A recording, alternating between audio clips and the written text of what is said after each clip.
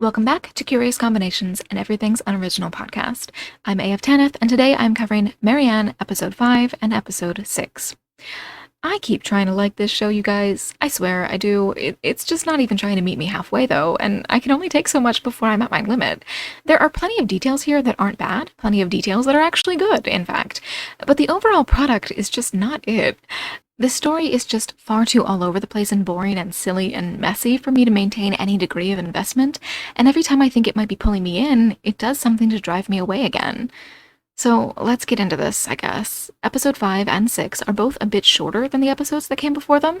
Episode 6, in particular, is the shortest episode of the series, clocking in at about 20 minutes less than the runtime of the longest episode. And of course, each of them opens with another quote. In episode 5, our quote is from Peter Pan. She lets her hands play in the hair of the tragic boy. She was not a little girl heartbroken about him. She was a grown woman smiling at it all, but they were wet smiles. The context of this quote, of course, is that it's the end of the story and sometime after Wendy and Peter have parted ways. Peter has returned to her, only to discover that she is not only no longer a child, but now a mother. And so he takes her daughter, Jane, to Neverland to play the role of his child mother and maid. And when Jane grows up, he takes her daughter, Margaret, to Neverland to play mother and maid for him too. It's honestly a horror story. Just look at the last line of the book. When Margaret grows up, she will have a daughter, who is to be Peter's mother in turn, and thus it will go on, so long as children are gay and innocent and heartless. Peter Pan can never grow up, and he rejects grown women even as he demands a mother figure, and so he lures away little girls to serve him as his mother. It is absolutely perverse, especially given the strong possibility that the author of the story may have been a pedophile himself, and the implications of referencing Peter Pan in this story are very interesting. This is, after all, our flashback episode. This is the episode that dives into and expands upon our knowledge of what happened in Emma's childhood. We see the death of Lucy, we see the reasons Emma emotionally struck out at her mother and left Eldon, and we see how the whole ordeal has well and truly left Emma in a lifelong state of arrested development, just like Peter Pan. Emma really has been Peter throughout this whole story. She's a grown woman who acts like a little boy, just the way Peter Pan as a character has been more often than not played by grown women on the stage, and she's a figure who left her childhood friends behind, only to come back into their lives to find that they've grown up and moved on, and in Sebastian's case, become a parent to children of their own. She is an impish, childish woman who completely and utterly embodies the role of Peter Pan in this story, which makes one wonder. If Emma is Peter Pan, then who here is Wendy? Sebastian certainly seems the most likely candidate, but given that Peter Pan absconds with Wendy's daughter, what does that mean for Emma's relationship with Sebastian and his own now missing son? If anything, I suppose we'll soon find out. As the episode begins, we find ourselves peering down into that familiar hole in the ground. This time there is a pink and purple children's rain boot lying discarded beside it. Whose this is, we cannot be sure, though Emma is of course the most likely candidate. From within the hole, Marianne whispers, and then we find Emma standing in the harsh red and blue lighting of the old lighthouse school. Everything is incredibly dreamlike, though this time it is actually a dream. But it's not Emma's dream. Not Emma as we know her, at least. Emma walks into the classroom where her friends once tried to summon Marianne, and she sees a teen girl standing behind an open door, just as Marianne does so often to scare her victims. Emma approaches this teenager and does not recognize her. She asks if this girl is Marianne, and the girl says that she's not. The girl, she says, is Emma Larseman, and she asks who this adult stranger is. And adult Emma does not answer. Instead, she puts on a Marianne smile and lunges forward, choking teen Emma back into the waking world. It's a very interesting dream, especially when one considers it in the context of Emma as Peter Pan. In a certain sense, given what we learn in this episode, there is some degree of truth to the idea that teen Emma is the true Emma, and that adult Emma is Marianne's Emma. Adult Emma is who teen Emma grows to be purely because of Marianne's harassment and that terrible priest's advice. It's delightful symbolism, and again, I really do want to reiterate that I think there's a ton of stuff happening in this show that really is phenomenal. It's just that there's so much cringe and nonsense that's getting in the way of the good shit, and so I can't really properly enjoy the good stuff that is here. So, teen Emma wakes to find that her nightmare has caused her to wet the bed, and it's clear that this is an ongoing problem for her. Her mother isn't remotely surprised by the issue, and Emma doesn't even seem to hide it from either her friends or her family. But in the scene in which Emma talks to her mother about needing to do the laundry before school, we get a new, though perhaps obvious, look into Emma's psychology. She parrots the old stereotype, all great writers are alcoholics. It's bullshit, and it's harmful, and I enjoy the bitter implication here that Emma seems to have purposefully turned herself into an alcoholic. She wants to be a famous and masterful author, and the great writers are all alcoholics, so she turned herself into an alcohol abuser. It is delightfully tragic, within the confines of fiction. Outside of fiction, of course, this definitely does happen to young creatives, so once again, please take my word for it, alcohol does not ignite, fuel, or even assist creativity. It well and truly kills it, if not right away, then definitely in the long run. You cannot drink to fuel your dreams. At the harbor, the shipwreck kids gather on the way to school, and I want to point out here that for Emma to be as young as she is, this scene should probably be taking place sometime around 2005, and unless French fashion was wildly out of step with US fashion 5 years into the new millennium, these kids are not dressed right. I'm a couple of years younger than Emma is supposed to be, and believe me when I tell you that no one looked like Aurora in 2005. We weren't doing mohawks in 2005, we were doing enormous bangs swooping down over one eye and those dangerously teased razor cuts. Punk was pretty much out among young teens by the time 2005 rolled around. We were doing emo and scene. But maybe they were a bit behind the times in France? Who knows? What I do know, though, is that you would never jump into the water after styling a mohawk, which is exactly what Aurora does next as the scene continues. The priest is pissed that the kids were partying at his church sometime in the recent past, and so he sicks his dog on them. And Bible Boy had better be happy that he's not in America at this point, because if he had done that in the US, someone would have fucking shot that dog, and rightfully so. The children jump into the water to avoid this dog, proving that they genuinely think they're in danger of being mauled here. Let me genuinely emphasize that if Aurora had not been truly scared of losing life or limb in this moment, she would have never ruined her hair like that. She honestly believed that she had to jump into the water to escape the dog, and yeah, that's the very rare circumstance under which I am completely alright with killing a pet. In the moment when it's chasing down a child to maul them, yeah, fire your gun. Fire away. And afterward, throw that piece of shit preacher in prison and make sure that he's never allowed to own an animal ever again. Now, don't get me wrong, this dog is clearly even worse at pretending to be aggressive than the previous dog actor was. But yeah, the show clearly wants me to understand this dog is aggressive and threatening, and so despite the fact that he's clearly not, I am operating as if he is. At the shipwreck, the kids are drying off, which I guess means they skip school after the priest dog chased them, and Emma is telling them all about her Marianne dreams. Carolyn wants to go ahead and summon Marianne to put an end to her harassment of Emma, but Aurora isn't into it. She's scared, clearly, and though Emma tries to convince her that spirits don't actually exist, Emma is also clearly more agnostic toward their existence than outright skeptical of them. It's that thing of, like, spiritually hedging your bets. Emma claims not to believe in Marianne, but a part of her still thinks that summoning her to tell her to fuck off might help ease her nightmares. Mostly, though, Emma just wants to stop pissing the bed. She's been dating Tonio for 3 months now, apparently, and she still can't have sex with him because she's scared that if they go to sleep together, she's going to wet the bed with him lying right there beside her. And while an adult relationship should be able to handle that embarrassment, it is sure as shit going to put a damper on a teenage infatuation. Ultimately, though, the teens end up going out to the lighthouse school for their seance after all, Aurora included. They sneak in because, quote, forbidden places work the best, and they set up their ritual space in what turns out to be Aurora's little sister Lucy's classroom, the classroom wherein teen Emma dreamed about being strangled by adult Emma. When the ritual begins, Carolyn warns everyone to stay quiet and not break the ritual circle. Then she calls out to Marianne to summon her, and while nothing at first appears to happen, Emma senses Marianne enter the room. And despite Emma being the Marianne authority of the group, they don't believe her, either before or after Marianne momentarily steals her body to make her start crawling around like Regan in The Exorcist and threatening all of her friends.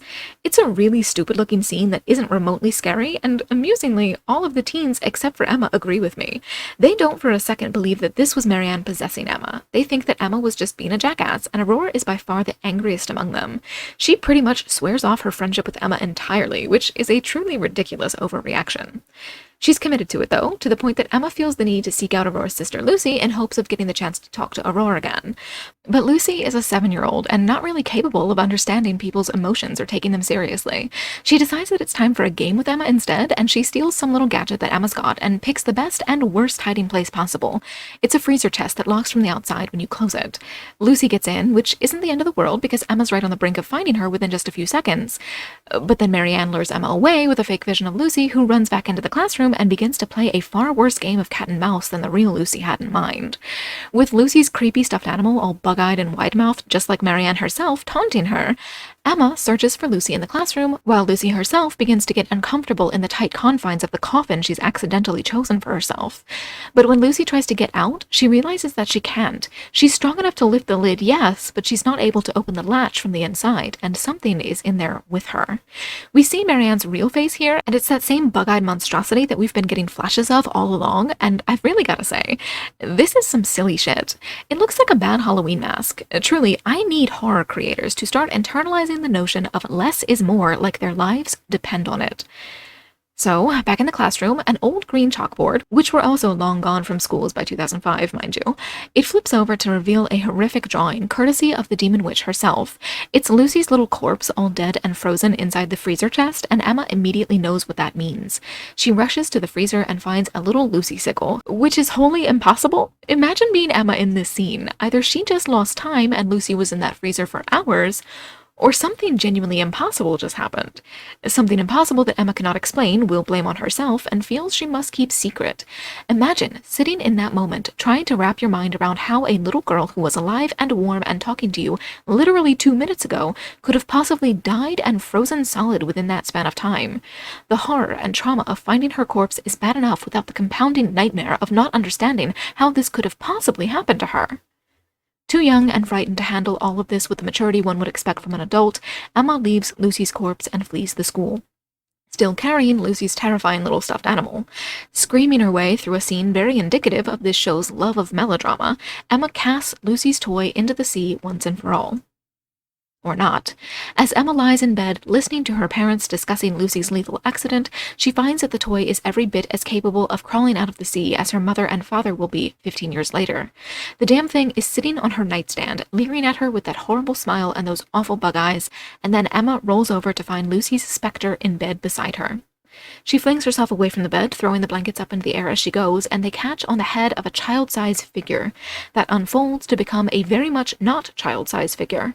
It's a pretty well-trodden trope at this point, the ironic real ghost in a sheet, and I've definitely seen it done better before. Paranormal Activity 3 and The Conjuring both spring to mind, but it's not terrible, and I like the detail of how the reveal works here.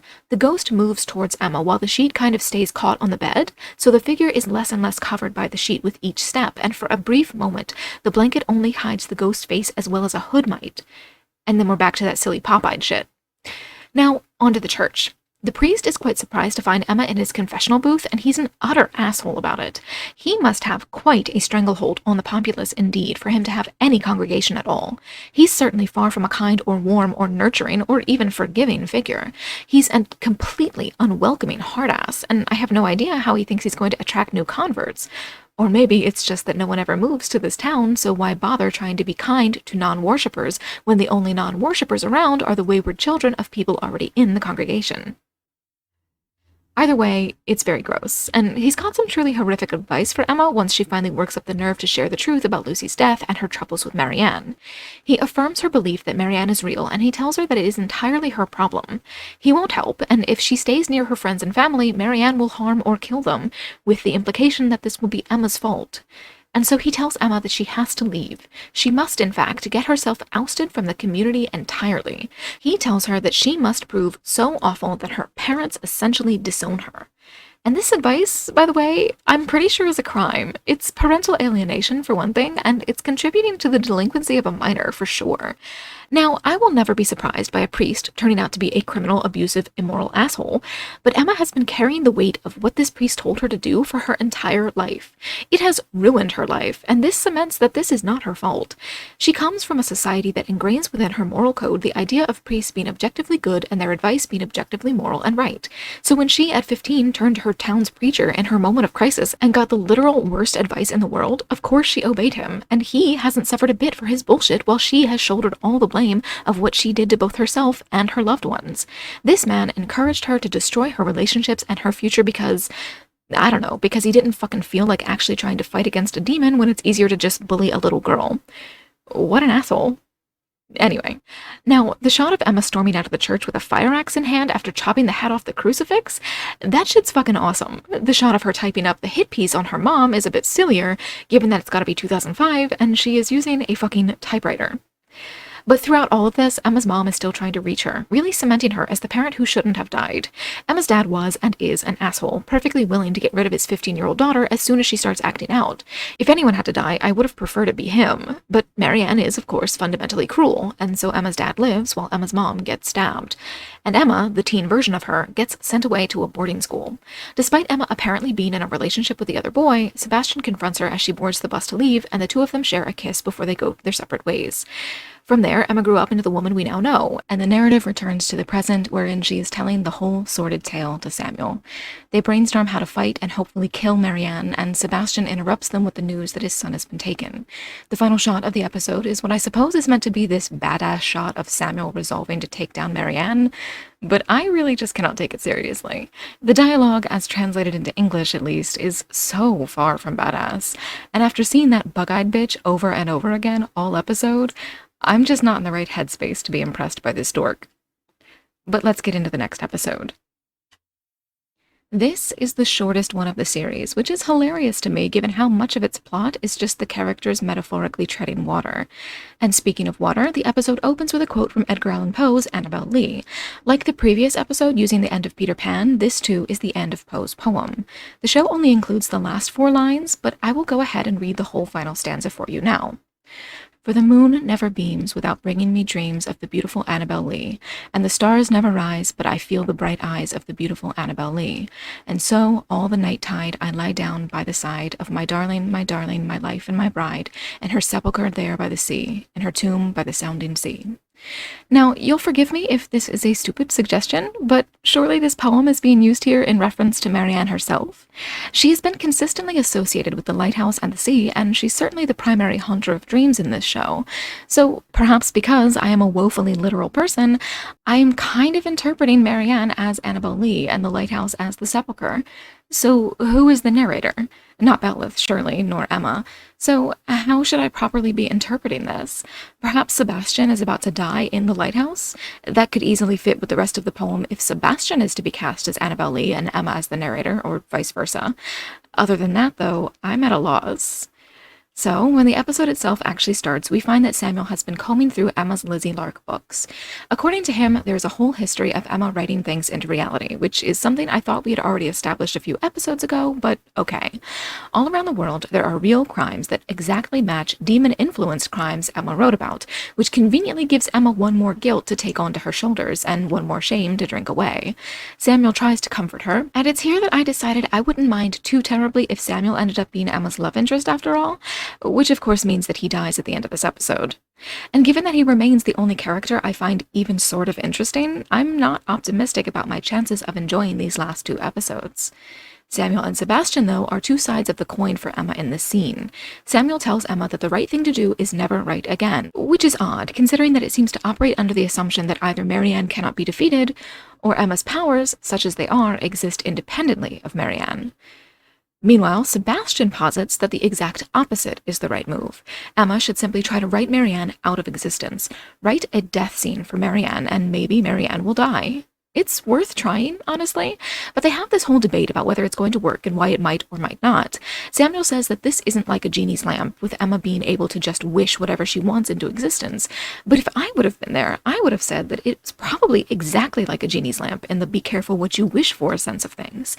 Try it, sure, but be prepared for the awful consequences. If you write a scene of Marianne being dismembered, as Sebastian suggests Emma do, that could mean Marianne actually dies from dismemberment, or it could be an excuse to grant you the absolute worst version of that desire, which I think should be obvious. Marianne would possess Sebastian's son, and Marianne would be dismembered in the sense of possessing Sebastian's son as the baby is ripped limb from limb. That is the monkey's paw version of that idea. But it's not the route that the show goes, perhaps because it intends to restore Sebastian's son at some point. Instead of Emma getting what she wants or getting some twisted version instead, her attempt to bury Marianne alive, Edgar Allan Poe style, results in her being plunged into a Marianne dream very reminiscent of Patrick Wilson's sojourn into the Further in Insidious. It's almost identical from the lighting to the music to the movement and expressions of the actors. This place is plunged into a kind of blue-tinged darkness with a very Insidious-esque lingering scare chord, as Samuel Samuel and Sebastian jerkily turn toward Emma and break into these horrible Marianne smiles. If you don't know what I'm talking about, go look up the insidious doll girl scene and see what I'm talking about. The two scenes are pretty much exactly the same, right down to using almost the exact same music. And then Emma turns to find Carolyn's mother's crow sitting atop her computer, and the crow lunges forward to pluck out Emma's eyes. And Emma wakes to find that she's written a bit about crows tearing up her face in her attempt at a death scene for Marianne. The boys say that she just suddenly slumped over at her keyboard, and the plan is resoundingly abandoned. Instead, they're off to the lighthouse instead. Emma insists that Sebastian shouldn't come along, and for once, she's right, though she's a complete fucking jackass about it. She begs a kiss from Sebastian and pulls the old go in for a kiss on the cheek and quickly turn your head so it turns into a kiss on the lips trick, which, fun fact, is an assault. Sebastian explicitly and repeatedly told her that he did not want to kiss her on the mouth, and apparently no one ever told Emma that no means goddamn no. As sympathetic as I find Emma's trauma and maladaptive coping mechanisms, boy does she fucking suck. So Sebastian heads back to his wife and his stepson for just long enough to gather the rest of the shipwreck gang. Aurora is there because she's seen visions of her murdered sister, Arnaud is there because Tonio is missing, and Sebastian is apparently willing to risk his life for his child's, rather than comfort his postpartum mourning wife or take care of his recently mind-raped into a suicide attempt stepson. Emma explains to Samuel that once they're on the island for the night, they're going to be trapped there. It's automated, so there's no one else there, and there's no way off unless you bring your own boat, which they're not doing. So anyone who goes over there had better accept the reality that they will have to survive the entire night, and that they may never make it back. It's when they're on the island, though, that Emma reveals the awful thing she's done. Somehow she has managed to abduct the priest's supposedly vicious dog, and it's muzzled in the trunk of her car. She claims that they're not going to hurt it, but look at the way that poor boy's eyes are bugging and his ears are pulled back. That dog is not convincingly vicious, but he is convincingly frightened in this scene. Someone help that poor baby. But no, they're not going to help him. Instead, Samuel and Emma and the rest of these idiots are going to trap Marianne inside his body, which is honestly just fucking evil, and if something happens to this dog, I will be entirely done trying to give this show the benefit of the doubt. Before we move on to the attempt at a summoning, though, we get this weird little moment that I kind of think is just Alban Lemore showing off. Samuel changes his shirt for this lingering shot of a silly-ass Ouija board tattoo on his upper back, and it is the dorkiest shit I've ever seen, and I cannot decide if I think this is cringy or charming. Not that it matters. Samuel makes it pretty clear that he considers this silly tattoo a relic of a bygone era and that he's a good Christian boy now, and boo-hiss to that. Again, though, it's scenes like this that almost had me on board with the idea of Emma and Samuel, right in time for Samuel to blow his own fucking brains out, but we'll get there. The gang sets up their silly little seance space, and Samuel calls out to Marianne, demanding that she show up. How he intends to put Marianne into the dog, I have no idea, and it's not like he's got any real idea of what he's doing either, because he fucks it up just about as badly as he possibly could. Because unlike what he tells his newfound friends, Marianne does not fail to appear. She instead shows up and possesses Samuel himself. I should have known what was up, honestly. I did think Samuel was acting strangely. Giving up so easily is super silly, as is the idea that Marianne could simply ignore the whole true names have power thing. And Samuel's beseeching Jehovah to make her submit. The logic just doesn't follow. Either giving her true name gives you power over her, or it doesn't. Why, if her name grants you power, would she be able to resist appearing? And of course she didn't resist, but while I had assumed Samuel was just being handed the idiot ball here, it turned out to be much more sinister than that. Samuel was not being stupid. Samuel was Marianne. But the shipwreck gang is completely taken in by this lie.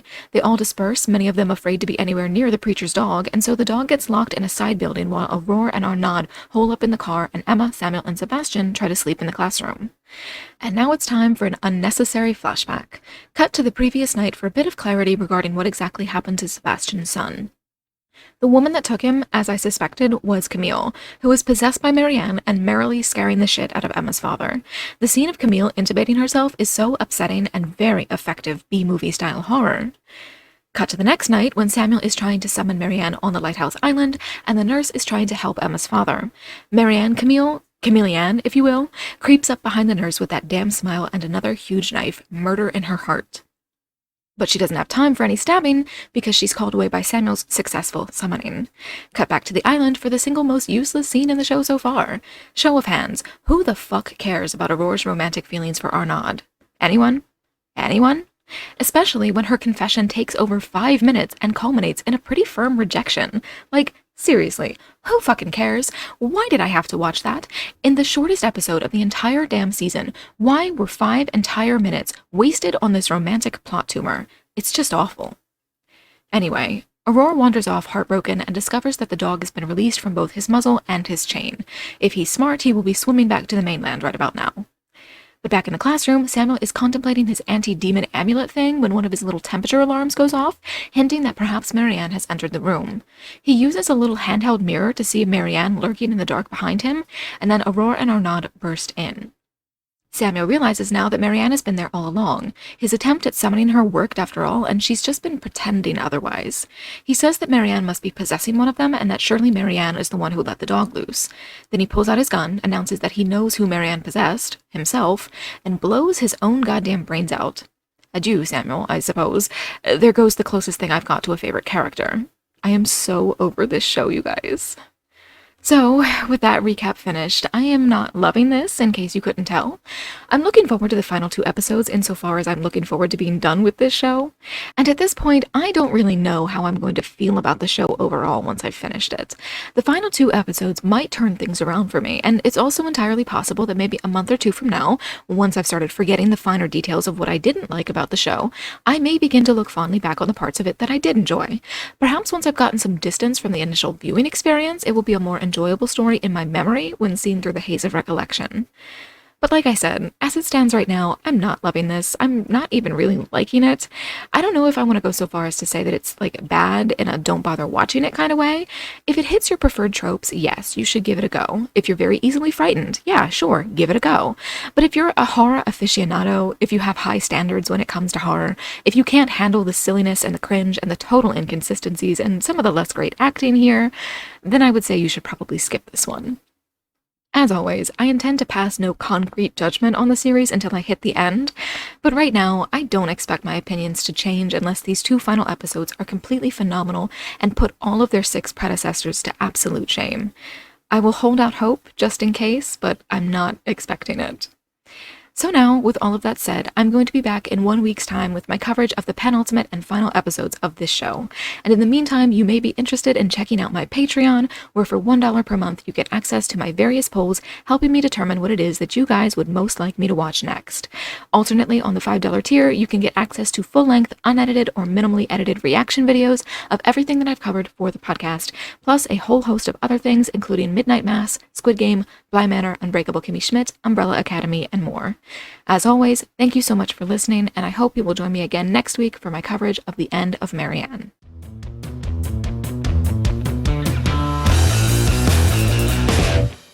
And, in Sebastian's case, become a parent to children. What are children?